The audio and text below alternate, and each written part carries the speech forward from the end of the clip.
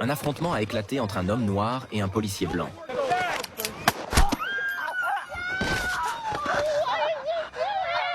Le policier, qui venait tout juste d'entrer dans la profession, était complètement paniqué. Malgré cela, le policier blanc s'est avancé pour fouiller minutieusement l'homme noir. Puis, avec assurance, il lui a passé les menottes. Au moment où les policiers s'apprêtaient à le conduire vers la voiture de patrouille, ils ont constaté que l'homme noir ne respirait déjà plus. Sa femme et sa fille ont assisté à toute la scène. L'affaire a rapidement été révélée par les médias. Cependant, comme l'homme noir avait sorti son téléphone, ce qui a été considéré comme une menace pour les policiers, le policier blanc a été remis en liberté sans être poursuivi dès le lendemain. Comprenant que la justice ne lui rendrait pas réparation, le frère de la victime s'est rendu devant le tribunal. Il a décidé de venger lui-même son frère.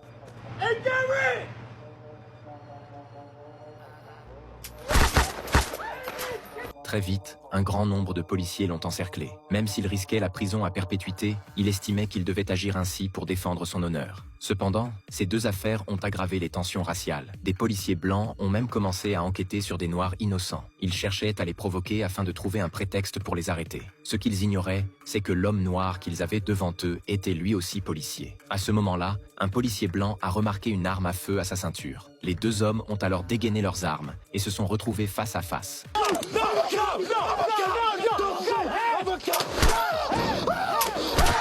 Contre toute attente, le policier blanc a ouvert le feu le premier. Se sentant menacé, le policier noir a immédiatement riposté.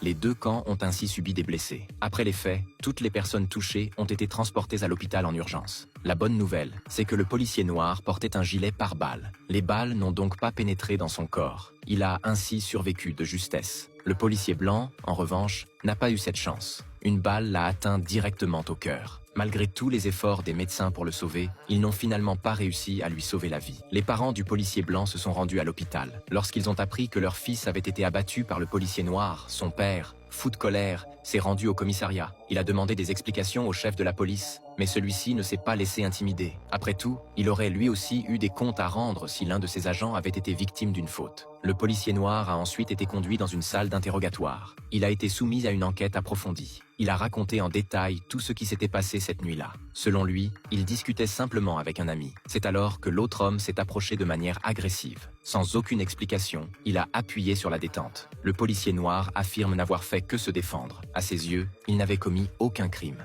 Une fois son témoignage recueilli, les enquêteurs ont interrogé un autre policier blanc. Mais sa version des faits était totalement différente. Non seulement il a déformé la réalité, mais il a également affirmé que c'était le policier noir qui les avait provoqués. Selon lui, il s'était simplement approché pour lui demander des explications. Il a ensuite déclaré que l'homme noir avait profité de la situation pour tirer sur son collègue. Le policier blanc a rejeté toute la responsabilité sur le policier noir. Face à ces témoignages contradictoires, les enquêteurs ont compris que la version du policier blanc manquait de crédibilité. Avant même que toute la vérité ne soit établie, le policier noir a été suspendu de ses fonctions sans raison valable. Il était convaincu que cette injustice était liée à la couleur de sa peau. Et il pensait qu'au final, le policier blanc aurait lui aussi été déclaré innocent.